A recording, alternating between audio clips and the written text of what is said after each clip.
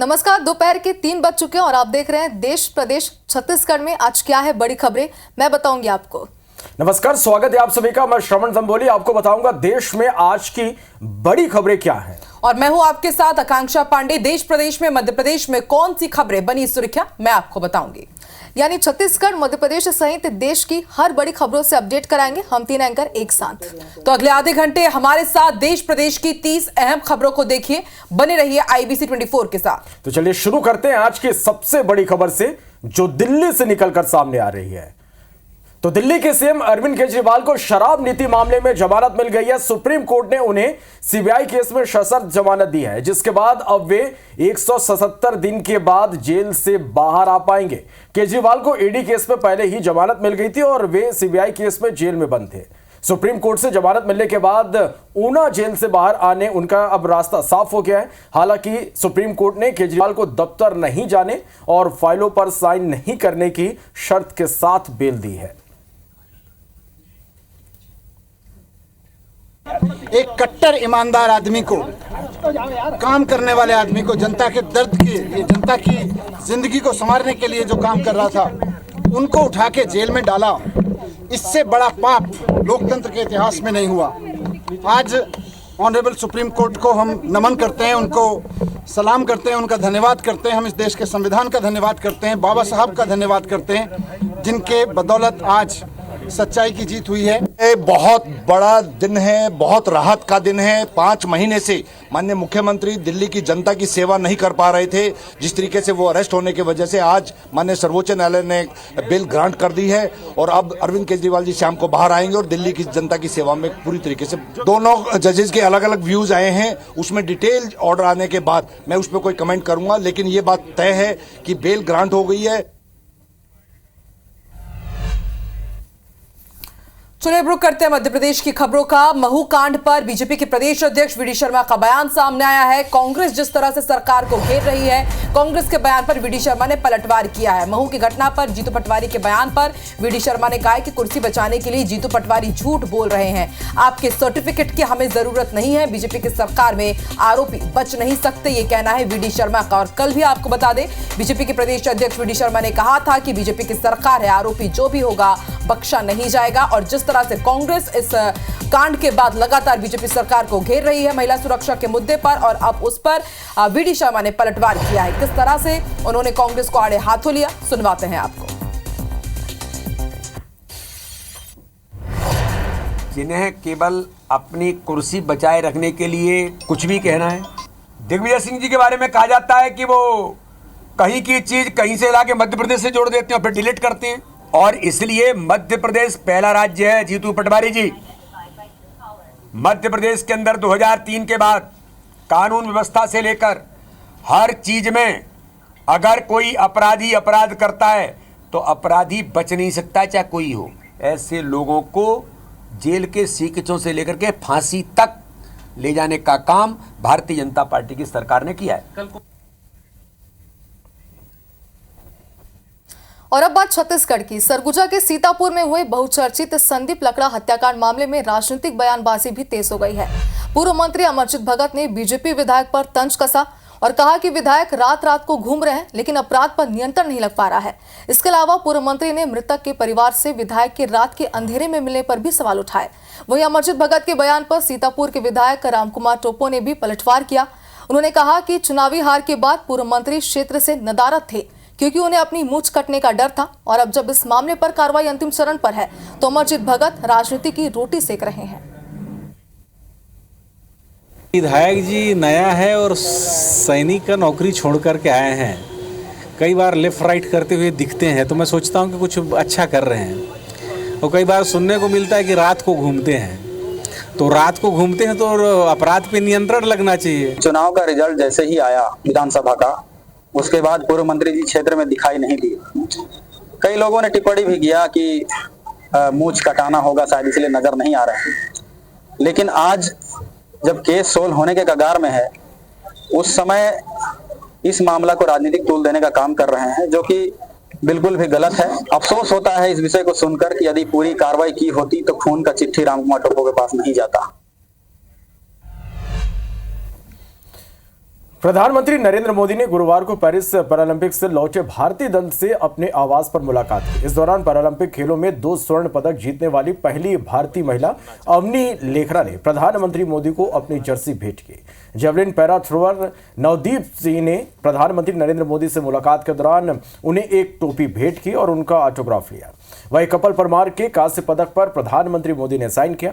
बता दें कि भारत ने 7 स्वर्ण, 9 रजत और 13 कांस्य पदक के साथ कुल 29 पदक जीते हैं और पदक तालिका में 18वां स्थान हासिल किया है।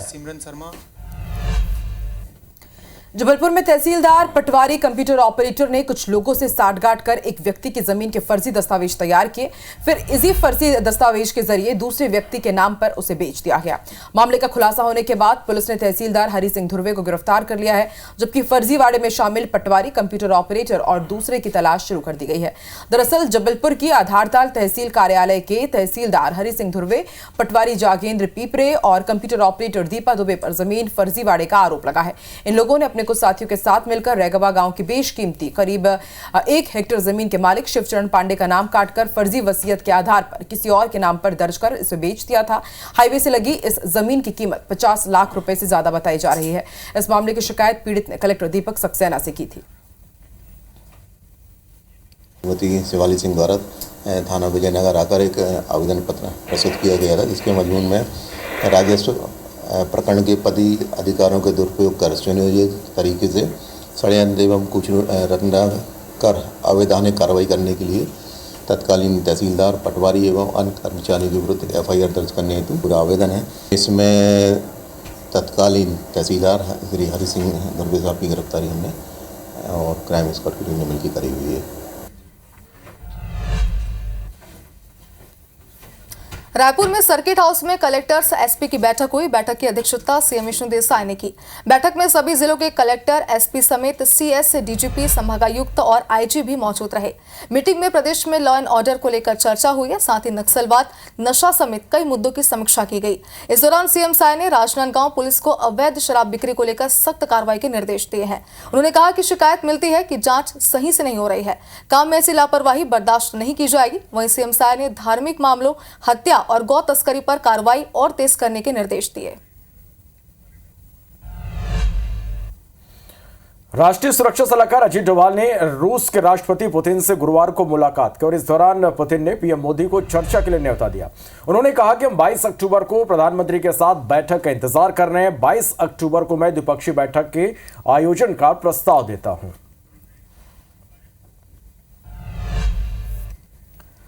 MBBS के बाद विशेषज्ञता हासिल करने के लिए किए जाने वाले डिप्लोमा कोर्स की 32 सीटें खाली छोड़ने पर मध्य प्रदेश हाई कोर्ट की इंदौर खंडपीठ ने सरकार को फटकार लगाई है। कोर्ट ने सरकार से कहा है कि वो 20 सितंबर से पहले बताए कि ये सीटें खाली क्यों छोड़ी। ऐसा नहीं किया तो 20 सितंबर को खुद चिकित्सा आयुक्त को व्यक्तिगत रूप से उपस्थित होकर स्पष्टीकरण देना होगा। दरअसल उज्जैन निवासी डॉक्टर योगिता मारोठी ने एडवोकेट आदित्य संघी के माध्यम से एक याचिका हाईकोर्ट में दायर की है। याचिका में कहा गया कि मध्य प्रदेश में डॉक्टरों के लिए सर्जन एंड फिजिशियन डिप्लोमा पाठ्यक्रम होता है।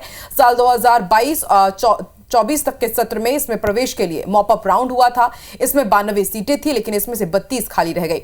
इन खाली सीटों के बारे में शासन ने न सार्वजनिक सूचना जारी की, न इसमें प्रवेश चाहने वाले डॉक्टरों को जानकारी दी। सूचना मिलती तो डॉक्टर इन खाली सीटों पर प्रवेश ले सकते थे। आपको बता दें, याचिकाकर्ता डॉक्टर को डिप्लोमा इन एनेस्थीसिया में प्रवेश मिला था। वो किसी अन्य ब्रांच में डिप्लोमा करना चाहती थी, लेकिन सीट खाली होने की उन्हें जानकारी ही नहीं थी।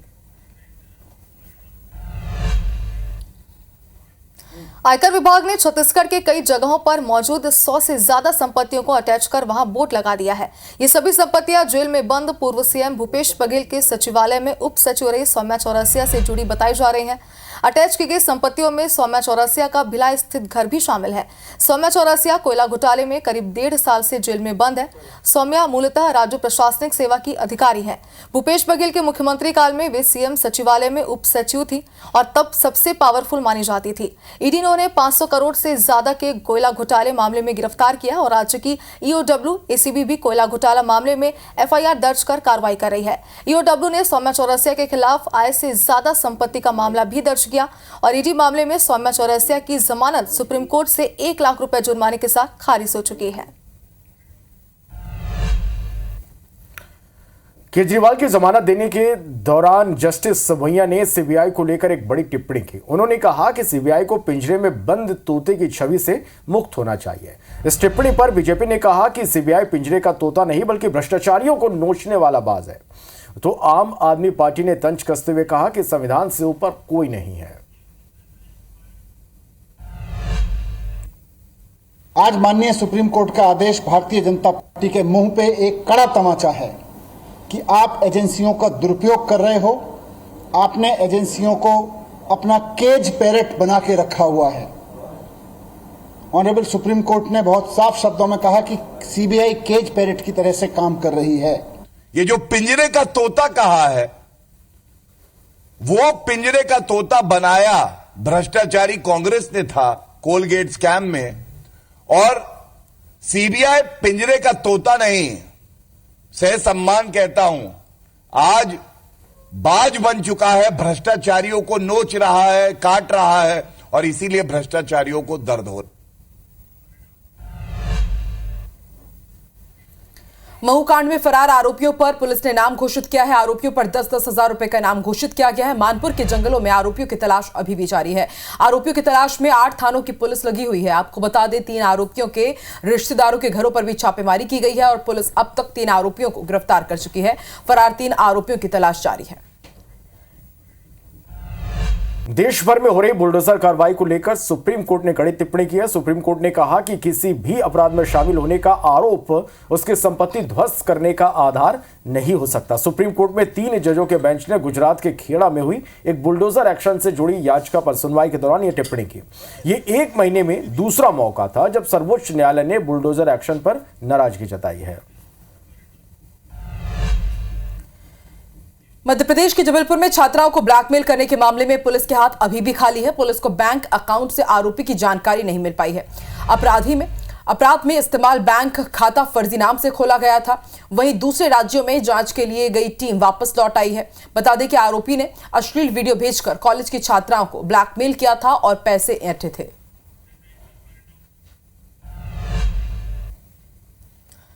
रायपुर सांसद बृजमोहन अग्रवाल ने रेल मंत्री अश्विनी वैष्णव को पत्र लिखा है। बृजमोहन अग्रवाल ने रायपुर केंद्रीय अभनपुर के बीच ट्रेन शुरू करने की मांग इस पत्र में की है। उन्होंने कहा कि हजारों मजदूर, छात्र, यात्री रोजाना आते जाते हैं और इस रूट पर ट्रेन सेवा की ज्यादा जरूरत है।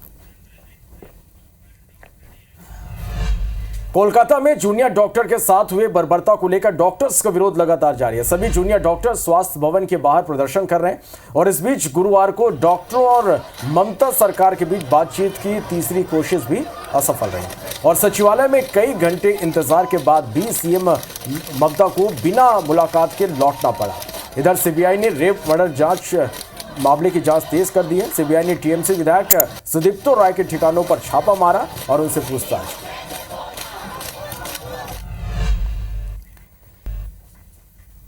और भिलाई पुलिस ने एक बड़ी कार्रवाई की है। पुलिस ने मवेशियों से भरे ट्रक को पकड़ा है। ट्रक में छिपाकर 74 मवेशी रखे गए थे। पुलिस को देखकर आरोपियों ने भागने की कोशिश भी यहां पर की है। सीएम साय ने कलेक्टर एसपी कॉन्फ्रेंस में इसके लिए सख्त निर्देश भी दिए थे।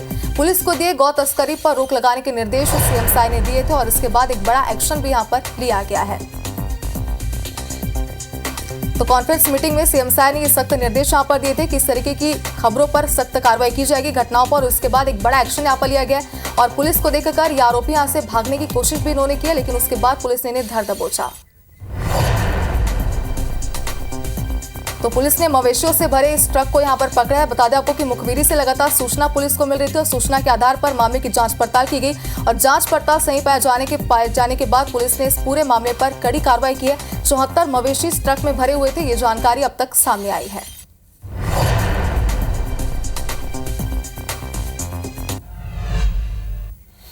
और अब बात लंगड़े भेड़िए के आतंक की। तो बहराइच में लगातार लंगड़े भेड़िए का आतंक जारी है। साथियों के पकड़े जाने से बौखलाए लंगड़े भेड़िए ने एक ही रात में 2 महिलाओं पर हमला कर दिया, जिसके बाद महिलाओं ने भेड़िए को चिल्लाकर भगाया।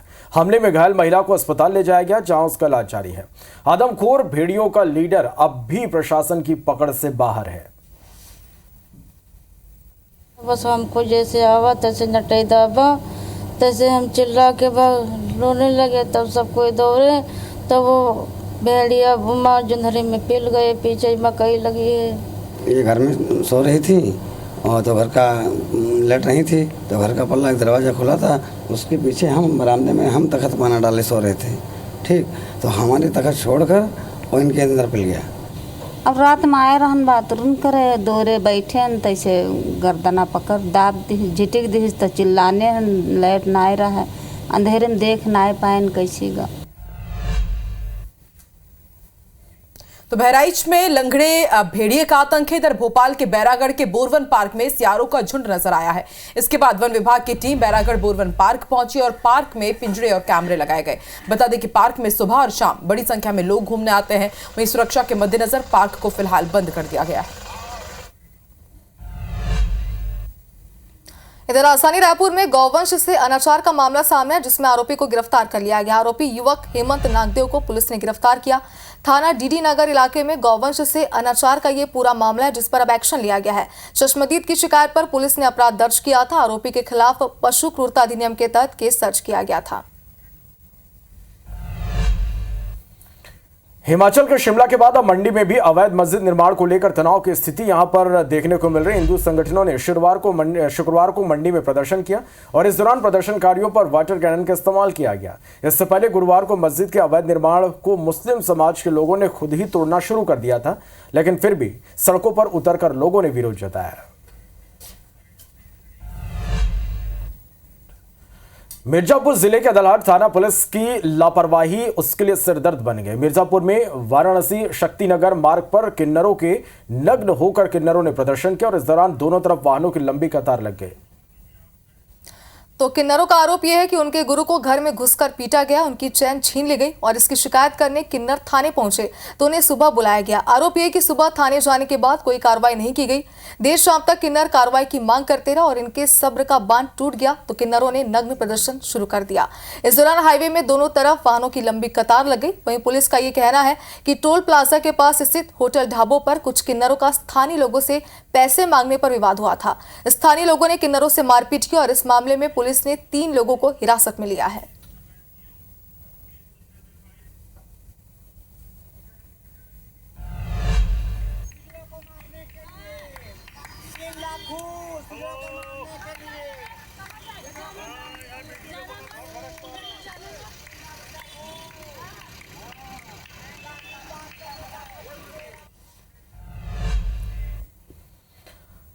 तो इसी के साथ फिलहाल इस बुलेटिन में इतना ही। लगातार खबरों के अपडेट के लिए आप बने रहिए और देखते रहिए IBC 24। हमें दीजिए इजाजत। नमस्कार।